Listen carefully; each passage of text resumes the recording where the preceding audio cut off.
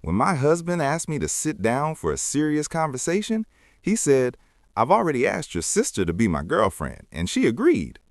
When my husband sat me down for that serious talk, he repeated, "I've already asked your sister to be my girlfriend, and she said yes." "What do you mean?" I asked. "She said yes?" I stared at my husband Colin as he sat there calmly, like he had just told me he'd changed our Netflix password. We had been married for 7 years, and my younger sister Aubrey had been living with us for the past 3 months after her apartment flooded. She had said the arrangement made sense for everyone. Colin pulled out his laptop and opened a PowerPoint presentation titled Our New Family Dynamic, with a photo of the 3 of us from last Christmas. He said he had thought it through logically and that the benefits were obvious. He clicked to the next slide, which listed bullet points about household efficiency and shared costs. My sister walked in from the kitchen carrying coffee for him, but not for me. "Hey, sis," she said, "we need to talk about the new arrangement." She sat beside Colin on the couch, and they held hands right in front of me. Colin explained how this setup would actually be better for me. Better for me? My husband wanting to date my sister was somehow an advantage for me. Aubrey added that I had been stressed with work lately, and if she helped meet Colin's needs, it would take pressure off me. She said it as if she were doing me a favor. Colin clicked to another slide showing a weekly schedule. Mondays, Wednesdays, and Fridays were mine. Tuesdays, Thursdays, and Saturdays were Aubrey's. Sundays were for all 3 of us together as a family. The schedule was color-coded, with my days in blue and Aubrey's in pink. He said this way everyone would feel valued and no one would feel ignored. I stood up, but my legs felt unsteady. "You made a schedule for dating my sister?" Colin nodded, clearly proud of his planning. He said he had also made a chore chart and a budget plan. Aubrey would now contribute 30% of household expenses as an official partner. He showed another slide with financial projections and explained that we would actually save money with 3 incomes. Aubrey sipped the coffee she had made in my kitchen, using my mug. She added that since she already lived there, nothing would really change, except that they would be honest about their feelings. She touched Colin's knee and said they had been feeling this connection for weeks. Weeks? They had been planning this for weeks while I went to work every day believing my marriage was normal. I asked when this started.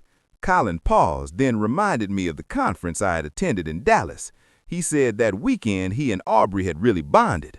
That had been 6 weeks ago. I had been gone for 3 days for work. "So you slept with my sister while I was away?" I asked. They both laughed as if I had said something unreasonable. Aubrey quickly said they hadn't slept together. She said they just talked about their feelings and realized they were compatible. Colin added that he would never cheat, which is why they were doing this ethically. They kept repeating that word, ethically. Colin pulled out a printed document and said he had found a polyamory agreement template online. He said we just needed to sign it to make things official. The document was 20 pages long with sections about date nights and intimacy boundaries.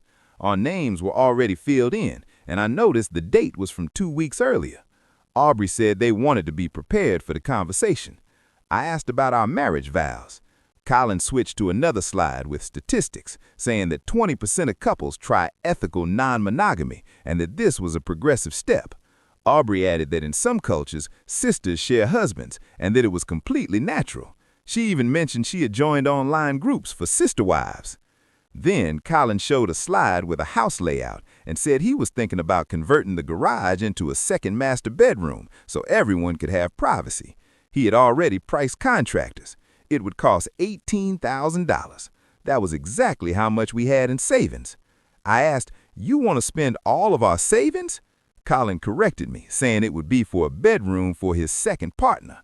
He said we needed to stop thinking in terms of ownership. Aubrey stood up and said she knew this was a lot, but that they were trying something new and meaningful. She put her hand on my shoulder and said they were in love whether I accepted it or not. That was when I smiled for the first time. I said they were absolutely right. They both looked shocked. Colin asked if I was serious. I said I was and suggested we call my dad right then to share the good news. Aubrey immediately went pale and asked why we would call him. I pulled out my phone and said I was sure Dad would want to know about her new relationship. But Dad had already answered on speaker. He greeted me, and there we were. Dad on speaker, Aubrey looking like she might be sick, and Colin trying to stay composed. Colin tried to take my phone, but I stepped back. My dad raised both of us, and he knows exactly who Aubrey is. She had been his favorite when we were younger, but that changed after she borrowed money from him 3 times and never paid it back. Now she was standing in my living room holding my husband's hand, assuming I would just accept it. Dad asked what was going on. I looked directly at Aubrey and told him I had exciting news about her. I said she had a new boyfriend and that he would never guess who it was. Aubrey started waving her hands and told Dad it wasn't what it sounded like. Colin stepped in, introduced himself, and tried to explain that they were exploring modern relationship structures supported by research. He spoke calmly, the same way he used to when I trusted him. The line went silent for several seconds. I watched Colin's confident smile slowly fade. Aubrey gripped his arm tightly. Then Dad asked, in a flat voice, if Colin was sleeping with his younger daughter while married to his older one. Colin stumbled over his words, saying it wasn't exactly like that, and that they had an emotional connection, with plans that involved all 3 of us fairly. He even mentioned his presentation. Dad repeated the phrase, future plans, and asked if Colin planned to be with both of his daughters. Colin said yes, within an ethical framework supported by modern psychology. That was when Aubrey began sobbing uncontrollably, saying no one ever supported her choices and that everyone just wanted to control her life. She played the victim just like she always had growing up. Dad told her to put me on the phone, not on speaker. I went into the kitchen and closed the door. Dad told me to pack a bag and come stay with him that night. He told me not to argue, not to explain, and just to leave. I told him I didn't know what to do. They had charts, schedules, and contracts. Dad said my sister had been pulling stunts like this her whole life, but this crossed a line. He mentioned knowing a good divorce lawyer. The word divorce hit hard, but it also felt right. I asked about Aubrey, and Dad said she made her choice. He told me to leave before Colin talked me into staying. I agreed and hung up. I packed while Colin and Aubrey whispered in the living room. I ignored Colin when he asked what I was doing. I zipped my suitcase, told him my lawyer would be in touch, and walked out. I drove to my dad's house, ignoring their messages. When I arrived and saw the porch light on, I finally felt safe. The next morning, Dad told me Aubrey had asked him for $5,000 a month earlier. He showed me messages where she had complained about me and said Colin deserved better. The texts went back months, even before the flood. Everything clicked. The timing wasn't an accident. Aubrey had seen an opportunity and used it. Dad suggested calling Mom. When we did, Mom admitted Aubrey had asked strange questions about sisters in the Bible the week before. By midnight, both parents knew everything. Mom booked a flight, Dad researched divorce laws, and I finally saw my sister clearly. The next morning, Dad told me he had already called the lawyer. That was when a car pulled into the driveway. Dad looked out the window and said it was Colin, holding a folder. He told me to stay back and let him handle it as he opened the door before Colin could knock. He was holding a thick folder and was already opening his mouth to speak. He said we needed to talk like adults, using that calm tone he always relied on when he wanted to sound reasonable. He said I was overreacting by involving family in what he claimed should be a private issue between married people. He added that if we could all just sit down and discuss things rationally, he was sure there was a solution that would work for everyone. Dad stood in the doorway with his arms crossed and didn't move to let him inside. He told Colin he had exactly 2 minutes to explain himself before he called the police for trespassing. Colin didn't react at all. He nodded as if this was expected and started pulling papers from his folder.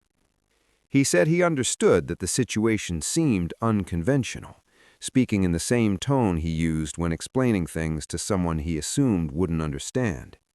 He said that if Dad looked at the articles from relationship experts and psychologists, he would see that polyamory was considered a healthy and normal lifestyle for many couples. He held up the papers, pointing out headlines and highlighted sections. He said peer-reviewed research showed people in consensual, non-monogamous relationships often reported strong communication and high satisfaction. He added that it wasn't something to fear, but rather a modern and progressive arrangement that many families make work successfully. He extended the papers toward Dad, clearly expecting him to take them and read through everything.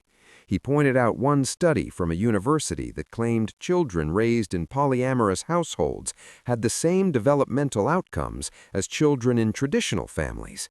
He referenced another article stating that jealousy was a learned social response that could be addressed through communication. Dad looked at the papers in Colin's hand for about a second. Then he reached out and took them. I watched as my father held the articles Colin had clearly spent time printing and highlighting. Without reading a word, Dad tore them straight down the middle and let the pieces fall onto the porch at Colin's feet. Colin froze, staring at the torn pages as if he couldn't understand what had just happened. He said those were peer-reviewed studies from respected journals, his voice rising slightly. He said that if Dad would educate himself on modern relationship structures, he would understand that what Colin and Aubrey were proposing was based on sound psychological principles and supported by a larger community. Dad didn't move. He simply told him he had about 90 seconds left. I watched Colin's expression shift as his calm confidence started to crack. He looked like he was rapidly adjusting, mentally searching for an argument that might work. Then his expression changed again, and I knew what he was about to say would upset me. Colin lowered his voice and said he hadn't wanted to bring this up, but claimed the truth was that I had been emotionally distant for years. He said I worked constantly, was rarely home, and when I was home, I was exhausted and stressed. He said I had no energy left for him or the relationship. He spread his hands as if he were being open and sincere. He said he was lonely and had tried to talk to me, but claimed I shut down and didn't communicate. He said I came home, focused on my phone, and fell asleep on the couch. I felt my hands tighten at my sides. He was blaming me, standing on my father's porch and making this my fault. He continued, saying that after years of trying, he finally felt seen by someone who listened and made him feel valued. He asked if it was really his fault that the person happened to be my sister. He said he hadn't planned for it to happen, but Aubrey understood him, paid attention, and made him feel like he mattered. He asked if Dad could really blame him for responding to that kind of connection. Dad let him finish. He stood there, arms crossed, face unreadable, and waited until Colin was done and looking at him with cautious hope. Then Dad spoke and said my daughter would be in touch through her lawyer and told him to get off his property. Colin stepped back as if the words had pushed him. He asked if they could at least talk and said he was trying to be reasonable and find a solution that worked for everyone. He said I was throwing away a 7-year marriage over a misunderstanding and that I owed it to myself to hear him out. He listed everything we shared, the house, finances, plans, and history, saying it couldn't all be discarded just because I was upset. Dad's voice grew colder than I'd ever heard it. He said the only person who threw away the marriage was Colin, and that if he wasn't gone in 10 seconds, he would call the police. Then he closed the door, firmly, but without slamming it. I rushed to the front window and watched Colin stand on the porch, looking lost. He stared at the door as if waiting for it to reopen. His mouth moved slightly, like he was still trying to find the right words. He looked down at the torn papers on the ground, bent down and picked them up, holding them as though they still mattered. I could see that he genuinely couldn't understand why his logic hadn't worked. In his mind, he had prepared, researched, and supported everything with evidence. He couldn't grasp why reason alone hadn't convinced my father. He eventually walked back to his car, still holding the ripped articles. He sat there for a couple of minutes, staring ahead, then finally started the car and drove away. Dad came back into the kitchen and sat across from me, asking if I was okay. I said he blamed me and that he said I was emotionally distant. Dad shook his head and said that's what people like Colin do. They shift responsibility because they can't admit they were wrong. He said even if I had done everything right, Colin would still have found an excuse. He took my hand and told me this wasn't my fault. Colin and Aubrey made their choices, and now they would live with them. I didn't have to. I could walk away and build something better. I wondered out loud if Colin might be right, if I had been a bad wife. Dad said being tired or busy with work was normal, and that unhappiness in a marriage should be handled with counseling, honesty, or separation, not secrecy, betrayal, and a presentation full of charts. Over the next 2 hours, Colin sent 17 texts. At first, he tried to sound reasonable. Then he apologized and said the presentation might have been too much. After that, he became angry and accused me of being dramatic and destroying the family. His final message said Aubrey was packing and leaving because I made her feel unwelcome in her own sister's home. Dad and I both knew this wasn't finished. Friday night, while I sat trying to distract myself with a TV show, my phone rang. It was a friend from my book club who asked if I was okay and said she'd seen Aubrey's post. I hadn't. She told me it was already spreading. I opened Aubrey's page and saw a long post with a photo of her crying. She wrote about how I had been cold and controlling, how she felt unwelcome, and how she had fallen in love unexpectedly. She framed herself as honest and wronged, claiming she was now homeless because of me. The comments were overwhelmingly in her favor. People called me toxic, jealous, and controlling. No one questioned Colin's role. No one mentioned that she moved into my house and pursued my husband.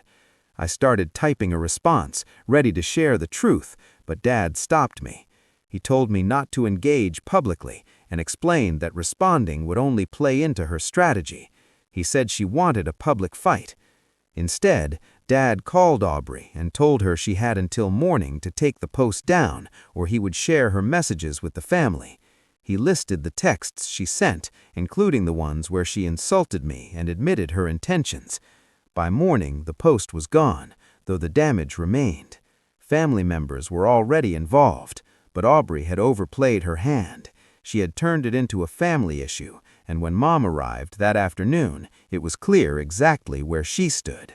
She hugged me for a long moment without saying a word, then placed her bag down in the hallway. She walked straight to the kitchen table and sat with that familiar expression that meant she was serious. Dad and I took seats across from her. She folded her hands neatly on the table and looked at both of us. She said it was time for a family meeting. My stomach tightened when Mom said that, but I assumed she meant just the three of us talking through what came next. Then she looked at Dad and said something that made my heart sink. She said we needed to invite Aubrey and Colin as well, because everyone deserved the chance to say their piece. I started to protest, but she raised her hand. She said she already knew what I was going to say, but if we didn't let them speak, they would always claim they were never given a fair opportunity.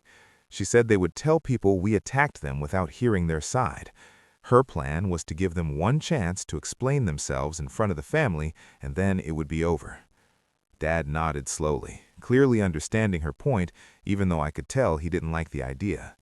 He agreed that if we shut them out completely, Aubrey would use that against us. She would claim we were afraid of hearing the truth. I wanted to yell that we already knew the truth and that giving them a platform was exactly what they wanted, but Mom was already pulling out her phone. She said she would text Aubrey and told Dad to text Colin. They were to be there at 3 o'clock, and this would be their one chance to make their case. I sat there feeling sick as my parents sent those messages. I knew this was a mistake. I could feel it deeply. Aubrey was skilled at talking her way out of trouble, and Colin had that calm, logical style that made people agree with him even when his arguments made no sense. I worried they might actually convince my parents. I worried Mom and Dad might start thinking I was overreacting. The next few hours felt like waiting for a painful appointment, only worse. I tried to eat lunch, but everything tasted bland. I turned on the TV, but couldn't focus. I kept checking the clock, watching the minutes crawl toward 3 o'clock. At 2:45, a car pulled into the driveway, and my heart began racing so loudly I could hear it. Dad went to the window and his jaw tightened. He said it was Aubrey. I watched through the curtain as my sister stepped out of the car, and I barely recognized her. She was dressed neatly in a professional outfit, like she was heading to an interview. Her hair was styled, her makeup flawless, and she carried a thick folder under her arm. She looked confident, prepared, like someone who had rehearsed this moment. Mom led her inside.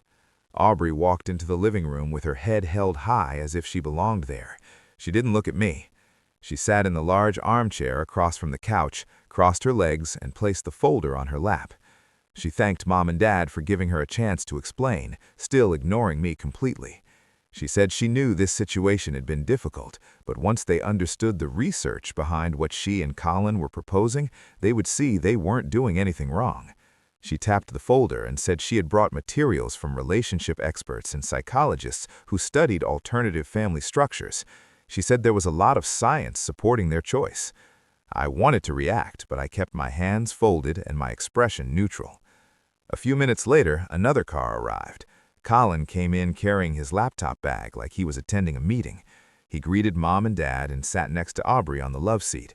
They didn't touch, but they sat close, their shoulders nearly brushing. He thanked everyone for being willing to talk. In that smooth voice I used to trust, he said his earlier presentation had been overwhelming, but he had prepared new materials to help explain that this wasn't betrayal. He said it was a legitimate lifestyle choice, practiced successfully by millions of people worldwide. He pulled out his laptop and set it on the coffee table, saying that with a few minutes of research, we would understand that their proposal was based on solid psychological principles. Mom stopped him. She said before any presentations, Aubrey needed to speak first. She reminded everyone that Aubrey had posted online and created the public situation. She said Aubrey should explain herself. Aubrey nodded, clearly ready. She stood and faced my parents like she was delivering a speech. I could tell she had practiced. Her words were polished and steady. She began by saying she never intended to hurt anyone. She said that from the outside it looked bad, but falling in love wasn't something people could control. She said it just happened, and what she and Colin shared was real and meaningful. She placed a hand on her chest, emphasizing her emotions. She said the truth was that I never appreciated what I had. For years, she claimed, she watched Colin try to make me happy while I ignored him. She said I was always focused on work, always too tired, coming home and barely speaking before falling asleep. I tried to respond, but Mom gave me a look that told me to wait. So I sat there as my sister continued, describing me as a poor wife who didn't value her husband. She said Colin was thoughtful, intelligent, and generous, but that I took him for granted. When she moved in and got to know him, she said she saw everything I was missing.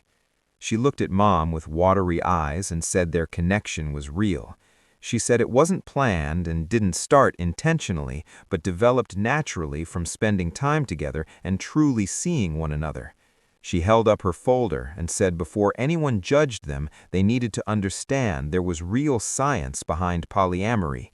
She said it was practiced worldwide, supported by therapists and experts, and chosen by many healthy families.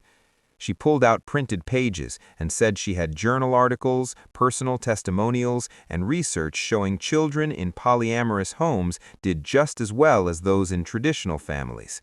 She said this wasn't about cheating, but about expanding how people understood love and family. She placed the papers beside Colin's laptop and asked the family to evolve its thinking. She said instead of judging them, we should try to understand them. Instead of shutting them out, we should accept that love doesn't always look the same. She sat down and finally looked at me. She said she loved me and never wanted to hurt me, but she also loved Colin and wouldn't apologize for that. She said the heart wants what it wants. The room fell silent. No one spoke for what felt like a long time. Mom's face was unreadable. Dad stared at the floor. Colin nodded along, clearly satisfied. I felt a cold fear settle in because Aubrey had performed well. She sounded calm, reasonable, and emotional in the right places. She framed herself as someone overwhelmed by feelings, not someone with a plan. For a moment, I wondered if she was convincing them. Colin leaned forward, ready to begin his presentation, wearing that confident expression he always had when he thought things were going his way. I sat on the couch feeling smaller and more frightened than I had since this started. Mom let the silence sit. She let Colin set up his laptop. For a few awful seconds, I truly thought they might win. Then Mom reached into her purse and pulled out a stack of papers. Aubrey's eyes went straight to them, and something in her expression shifted. Mom said that before reviewing more articles about polyamory, there was something else they needed to discuss. She mentioned Aubrey's apartment flood. Aubrey stiffened and asked what about it, repeating that it was why she moved in. Mom calmly confirmed the flood was real and explained she had spoken to the landlord who confirmed the damage. Then she flipped through her papers and pointed out that Aubrey's renter's insurance had paid out $8,000. She held up the claim receipt. She said that was a lot of money for someone who supposedly needed $5,000 from her father. Aubrey grew pale, but said she used the money to replace everything. Mom shook her head and said she hadn't. She explained she had also spoken to Aubrey's college friend, the one she'd been texting for months. She held up printed messages. Aubrey jumped up, knocking her folder to the floor. She accused Mom of invading her privacy, but Mom began reading. She read a message sent 2 weeks before the flood, where Aubrey said she planned to move in, get Colin's attention, and hook him. The room went silent. Colin looked at Aubrey, confused, and asked what Mom was talking about. He said Aubrey had told him the move was an emergency. Aubrey tried to explain it away as a joke, but Mom continued. She read another message describing Colin as a boring doormat and outlining a plan to take everything I had. She looked directly at Aubrey and repeated the words out loud. I sat frozen as my mother exposed my sister's real thoughts. It became clear Aubrey didn't care about Colin. She wanted my life. Colin stared at her, saying she had used him. He said he thought their connection was real. Aubrey tried to laugh it off, insisting she loved him, but her confidence was gone. Dad stood and asked Aubrey one question, telling her to tell the truth. He asked her if she ever loved Colin or if this was always about taking what was mine. Aubrey couldn't answer. The silence stretched. Colin finally spoke, realizing he had been fooled. He admitted he was ready to destroy his marriage for her and now saw it clearly. Aubrey tried to argue again, but Colin said he didn't know what was real anymore. She had no response. I stood up, feeling steady for the first time in days. I told Colin the divorce papers would be ready Monday and that my lawyer would contact him. He nodded quietly. I turned to Aubrey and told her she had 48 hours to remove her belongings from my house. Dad confirmed she had no right to stay. Aubrey looked around for support and found none. She said it wasn't fair and reminded me she was my sister. I told her that was what made it worse. I picked up my purse and walked out, telling her again she had 48 hours. I sat in my car for a moment, breathing, watching through the window as the argument continued inside. Then I drove away, heading back to the house that was still mine, the house I helped pay for, the house where I would sleep alone for 7 years. And honestly, that was just the beginning.